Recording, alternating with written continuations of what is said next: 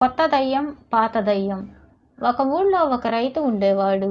పొలం పనులకు బండి లాగడానికి అతని వద్ద 2 ఎద్దులు ఉండేవి. వాటిలో ఒకటి చనిపోయింది. దానికి బదులుగా మరొక ఎద్దును కొనుక్కురావడానికి రైతు తన కొడుకును వెంటబెట్టుకుని ప్రయాణమయ్యాడు.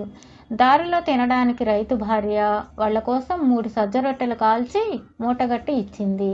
తండ్రి కొడుకులు సంతకు వెళ్ళి వెతకగా ఒక ఎద్దు దొరికింది. బేరం కుదుర్చుకుని ఆ ఎద్దును కొని తిరిగి వస్తూ దారిలో ఒక దిగుడు బావి కనబడితే అక్కడ రొట్టెలు తినడానికి తండ్రి కొడుకులు మెట్లు దిగి కాళ్ళు చేతులు కడుక్కున్నారు. రైతు కొడుకు మూట విప్పి 3 రొట్టెలుండడం చూసి, నాన్న, నాకు ఆకలిగా లేదు, నీకు 2 నాకు 1 అన్నాడు. ఆ దిగుడు బావిలో 3 దయ్యాలు కాపురం ఉంటున్నాయి.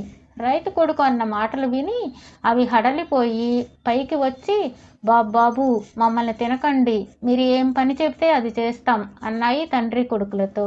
రైతు అవి దయ్యాలని, తమను చూసి భయపడ్డాయని గ్రహించి మా వెంట వచ్చి మేం చెప్పిన పనులన్నీ చేస్తే మిమ్మల్ని తినం అన్నాడు. మీరు ఏం చెయ్యమంటే అవే చేస్తాం అన్నాయి దయ్యాలు విధేయతగా. రైతు, అతని కొడుకు కొత్త ఎద్దుతో పాటు దయ్యాలను కూడా ఇంటికి తెచ్చి వాటి చేత అడ్డమైన చాకరీ చేయించుకోసాగారు.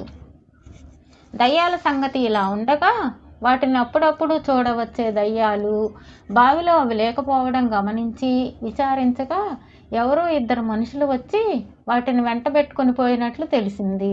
ఆ పాత దయ్యాలను వెతుక్కుంటూ ఒక కొత్త దయ్యం రైతు ఇంటికి వచ్చి వాటిని ఒక పశువుల కొట్టంలో చూసి, మీరు బావిని వదిలిపెట్టి ఇక్కడ ఎందుకు ఉన్నారు అని అడిగింది. మా కష్టాలు ఏమని చెప్పం, 2 మనుషులు మేము ఉండే బావిలో దిగి మమ్మల్ని తింటామని భయపెట్టి మా చేత చాకరీ చేయించుకుంటున్నారు అని పాత దయ్యాలు లబలబలాడాయి. అదెంత పని, నేను ఆ మనుషులను అమాంతం చంపేస్తాను, నన్ను ఈ మూల దాక్కోనియ్యండి అన్నది కొత్త దయ్యం. ఇంతలో రైతు కొడుకు పశువుల కొట్టంలోకి వచ్చారు. తండ్రి కొత్త ఎద్దును చూసి కొడుకుతో, ఒరేయ్, ఈ కొత్త దానికి వాతం చేసింది, వాత పెట్టడానికి గరిట కాల్చి ఉంచాను, దాన్ని పట్టుకురా అన్నాడు.